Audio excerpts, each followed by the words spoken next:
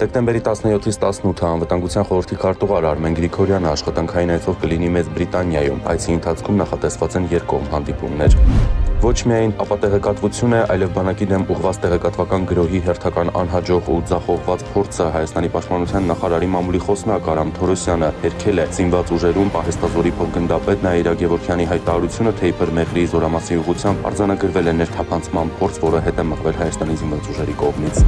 Մոսկվան պատրաստ է խորհրդակցել Երևանի հետ Թրամփի ուղի նախաձեռնության պարամետրերի եւ դրանում Ռուսաստանի հնարավոր մասնակցության վերաբերյալ, հայտարարել է Ռուսաստանի արտգործնախարարության ԱՊՀ երկրների 4-րդ դեպարտամենտի տնօրենը։ Միխայել Կալուգինի կարծիքով այդ նախագծում Ռուսաստանի մասնակցության համար կան բավարար հիմքեր։ ԱՄՆ նախագահ Դոնալդ Թրամփը հայտարարել է, որ ուկրաինական հակամարտությունը դեկտեմբերի 15-ին հեռախոսով քննարկել է Ուկրաինայի նախագահ Վոլոդիմիր Զելենսկու եւ Եվրոպայի ղեկավարների հետ։ ԱՄՆ նախագահի խոսքով դրանք երկարատև եւ արդյունավետ բանակցություններ են եղել։